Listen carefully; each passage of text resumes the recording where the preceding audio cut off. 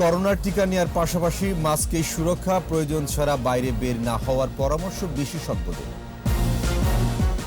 মহামারীর মধ্যে মেডিকেলে ভর্তি পরীক্ষা কেন্দ্রে ঢুকতে উপেক্ষিত স্বাস্থ্যবিধি। এবং বাবুনগরীর বিরুদ্ধে অর্থ আত্মসাতের অভিযোগ, লাখ লাখ টাকার হিসাব নেই।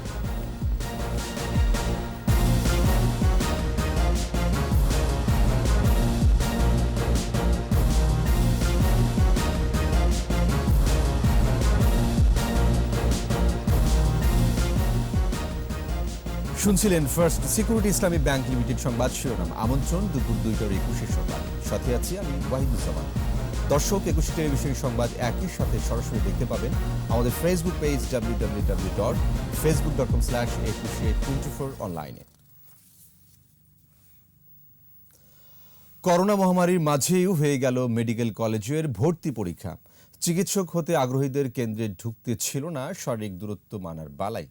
নিষেধাজ্ঞার পরও কেন্দ্রগুলোর বাইরে অভিভাবকদের ভিড় সামলাতে হিমশিম খেতে হয় পুলিশকে। প্রায় 1.25 লাখ পরীক্ষার্থীর মধ্যে রাজধানীতেই পরীক্ষা দিয়েছে 47,000। দীপু শিকদার রিপোর্ট। রাজধানীতে সংক্রমণের উচ্চ হার, তাই নির্দিষ্ট সময়ের বেশ আগেই পরীক্ষার্থীদের কেন্দ্রে আসার নির্দেশনা ছিল। তারপরও পরীক্ষা কেন্দ্রে ঢুকতে শারীরিক দূরত্ব ধার যে কেউ ধারছেন না, এই চিত্রই তা বলে দেয়। মেডিকেলে ভর্তি পরীক্ষা দিতে আসা শিক্ষার্থীরা প্রায় গায়ে গা ঘেঁষেই প্রবেশ করেছে কেন্দ্রে। প্রস্তুতির থেকে আসলে একটি ভয় তো থেকেই যাচ্ছে, কোভিডের কারণে কোনো সোশ্যাল ডিস্টেন্স নাই, তো পুরোটা একটা মেসাজার হয়েছে। পরীক্ষা কেন্দ্রের আশপাশে পরীক্ষার্থী ছাড়া আর অন্য কাউকে জমায়েত না হওয়ার অনুরোধ জানিয়েছিল প্রশাসন।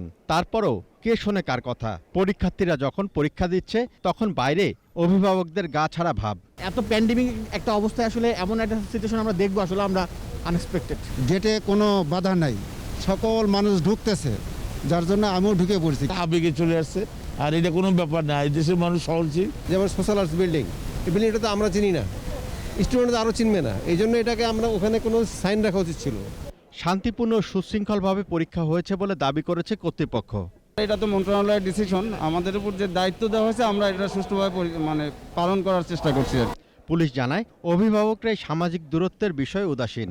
অভিভাবকরা একটু সমস্যা করছে যে তারা এই স্টুডেন্টদের সাথে সামনে চলে আসার চেষ্টা করছে, তো আমরা যতটা সম্ভব সর্বোচ্চ চেষ্টা করছি আমাদের ফোর্স দিয়ে তাদেরকে দূরে সরিয়ে রাখতে। এবার 1,22,000 পরীক্ষার্থী পরীক্ষায় অংশ নিয়েছে। দীপু শিকদার, 21 টেলিভিশন, ঢাকা। হেফাজতের তহবিল থেকে টাকা মেরে দেওয়ার অভিযোগ উঠেছে সংগঠনটির বর্তমান আমির জুনায়েদ বাবুনগরীর বিরুদ্ধে। বিভিন্ন ব্যক্তির দেয়া লাখ লাখ টাকার কোনো হিসাবই দেননি বাবুনগরীর গংরা। অভিযোগটি সামনে এনেছেন হেফাজতের সাবেক যুগ্ম মহাসচিব ও অডিটর মাওলানা সলিমুল্লাহ। বিস্তারিত জানাচ্ছেন দীপু সারওয়ার। 2010 সালে সরকারের নারী নীতির বিরোধিতা করে চট্টগ্রামের হাটহাজারীতে প্রতিষ্ঠা হয় হেফাজতে ইসলাম। জন্মলগ্ন থেকেই জ্বালাও পোড়াওয়ের রাজনীতি শুরু। 2013 সালে যুদ্ধাপরাধীদের বিচারের দাবিতে গণজাগরণ মঞ্চ সরব হয়, আর গণজাগরণ মঞ্চের বিরোধিতা করে আলোচনায় আসে হেফাজত। সে সময় থেকেই নানা বিতর্কিত বক্তব্য দিয়ে সমালোচিত জুনায়েদ বাবুনগরী। তার ইশারায় শাপলা চত্বর কাণ্ড। সে সময় হেফাজতের তাণ্ডব দেখে বাংলাদেশ। আইন শৃঙ্খলা রক্ষাকারী বাহিনীর অভিযানে কিছুদিন নীরব থাকলেও আবারও বিষ দাঁত বের করেছে বাবুনগরীরা। এবার এই বাবুনগরীর বিরুদ্ধে লাখ লাখ টাকা তসরুফের অভিযোগ এনেছেন খোদ হেফাজতের সাবেক যুগ্ম মহাসচিব মাওলানা সলিমুল্লাহ।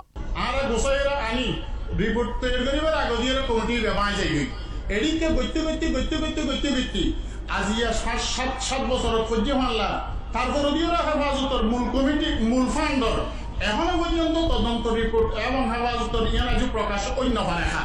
বিএনপির প্রয়াত নেতা সাদেক হোসেন খোকা 50 লাখ টাকা দিয়েছিলেন।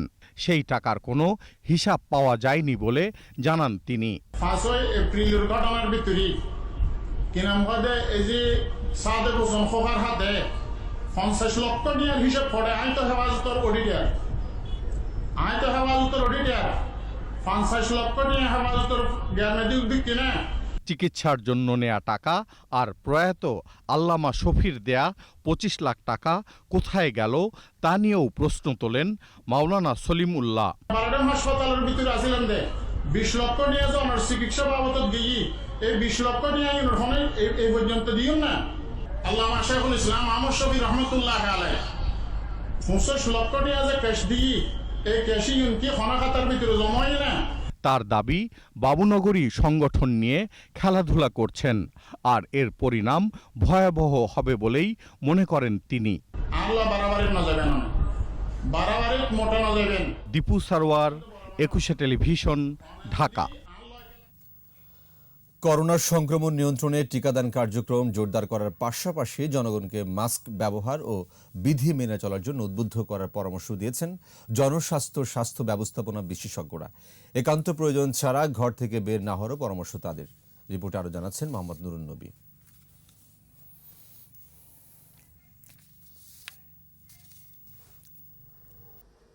করোনার দ্বিতীয় তরঙ্গ চলছে। গেল বছর জুন জুলাই ছিল প্রথম তরঙ্গের চূড়ান্ত অবস্থা। দ্বিতীয় ঢেউয়ের শুরুই হয়েছে সে সময়ের চেয়ে বেশি তীব্রতা নিয়ে। কয়েক সপ্তাহ ধরে শনাক্তের হার ঊর্ধ্বমুখী। সংক্রমণের সাথে সাথে বাড়ছে দৈনিক মৃত্যুর সংখ্যা।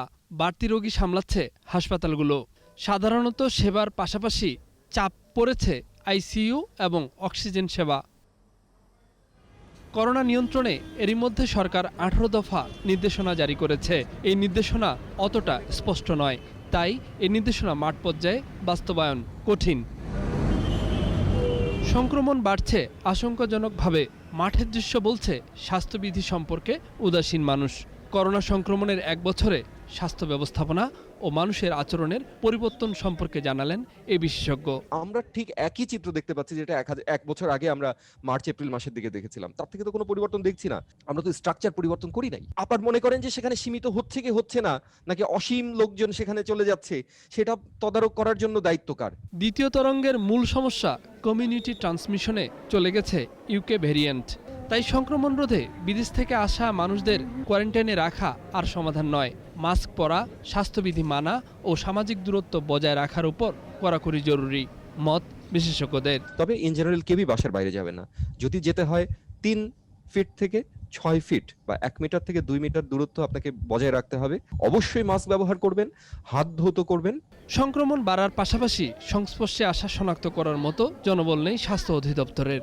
তাই ভেরিয়েন্টের গতিবিধি পর্যবেক্ষণ সহ প্রতিদিনই নির্দিষ্ট হারে জিনোম সিকোয়েন্সিং এর পরামর্শ বিশেষজ্ঞদের। যেটাকে আমরা ভ্যারিয়েন্ট সার্ভিলেন্স করা প্রয়োজন এবং মিউটেশন সার্ভিলেন্স করা প্রয়োজন, যেখানে নাকি আমাদের রেকর্ড ডাটাগুলো থাকবে। ডেইলি আপনার 6000 মানুষ শনাক্ত হচ্ছে। আপনি 6000 মানুষের থেকে স্যাম্পলিং করে 400-500 মানুষকে আপনি জিনোম করেন, সিকোয়েন্স করেন। ইজ ভেরি এক্সপেন্সিভ, আমি আবারও বলছি, বাট নট ইম্পসিবল। টিকা কার্যক্রমের পরিধি বাড়ানো গেলে সংক্রমণ কমার পাশাপাশি মৃত্যুর ঝুঁকি কমবে বলে মত জনস্বাস্থ্য বিশেষজ্ঞদের।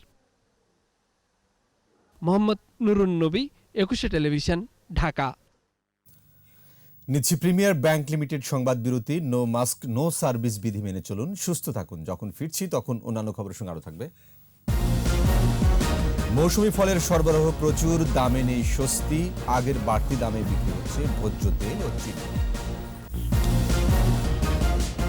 আবার আমন্ত্রণ দুপুর 2টার 21 সংবাদে। ভোজ্য তেল, চিনি সহ বেশ কিছু পণ্যের দাম রমজানের আগেই বেড়েছে 1 দফা। এর জন্য আন্তর্জাতিক বাজার দায়ী বলে জানিয়েছেন ব্যবসায়ীরা। মৌসুমি ফলের সরবরাহ প্রচুর, তবে দাম এখনও চড়া। মেহেদী হাসানের রিপোর্ট। ইফতার ও সেহরিতে একটু ভালো খাবার খেতে চান রোজাদাররা, আর এই সুযোগে আগেই বেড়েছে ডাল, ছোলা, ভোজ্য তেল ও চিনির দাম। ব্যবসায়ীদের দাবি আন্তর্জাতিক বাজারেই এসব পণ্যের দাম চড়া। চিনির দাম আর তেলের দাম, এই দুইটা জিনিসের দামই বাড়ছে। এছাড়া বাজার আর কোনো বাজারের কোনো জিনিসের উপরে কোনো দ্রব্যমূল্যের উপরে কোনো প্রভাব পড়ে নাই। চিনি বেশি হলে খোলাটা হলো যে 68, প্যাকেট জাতীয় যেটা হেডা কষে হলো 78 টাকা কোম্পানির রেট। ইফতারে একটু ফলও চাই।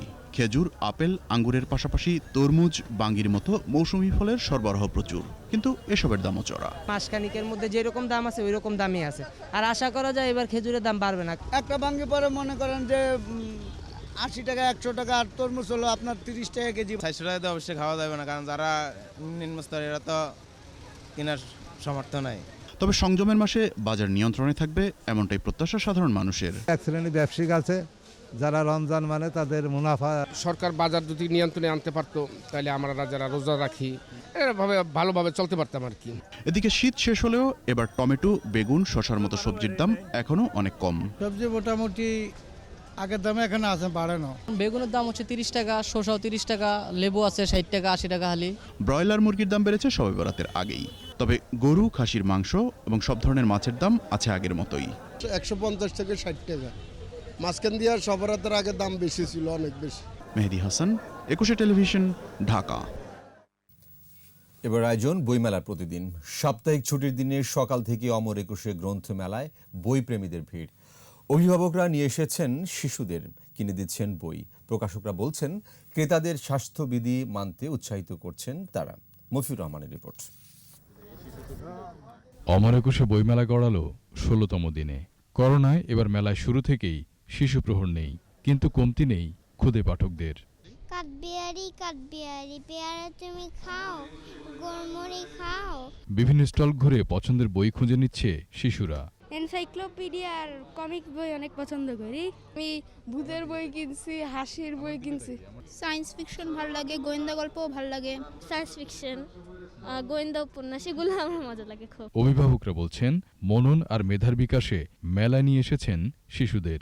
এছাড়া একসাথে এক জায়গায় বিভিন্ন ধরনের শিশুতোষ বই 21শে গ্রন্থমেলা ছাড়া পাওয়া কঠিন। বাচ্চারা খুব জোরাজুরি করছে বই কিনে দিতে হবে মেলা থেকে, সেই জন্যই আসা এবং শুধুমাত্র ওদের বই কেনার জন্য। ছুটির দিনে ভালো বেচা বিক্রি আশা স্টল মালিকদের। এখন মানুষের আনাগোনাটা একটু কম, তবে আশা করছি দুপুর নাগাদ থেকেই ভালো চলবে। মেলা চলবে সন্ধ্যা 6:30 পর্যন্ত। মফিউর রহমান, 21শে টেলিভিশন, ঢাকা। আর এর সাথে শেষ করছি দুপুর 2টার 21শে সংবাদ। যাবার আগে ফার্স্ট সিকিউরিটি ইসলামী ব্যাংক লিমিটেড সংবাদ শিরোনামগুলো আরও একবার। করোনার টিকা নেওয়ার পাশাপাশি মাস্কের সুরক্ষা, প্রয়োজন ছাড়া বাইরে বের না হওয়ার পরামর্শ বিশেষজ্ঞদের। মহামারীর মধ্যে মেডিকেলে ভর্তি পরীক্ষা, কেন্দ্রে ঢুকতে উপেক্ষিত স্বাস্থ্যবিধি। এবং বাবুনগরীর বিরুদ্ধে অর্থ আত্মসাতের অভিযোগ, লাখ লাখ টাকার হিসাব নেই।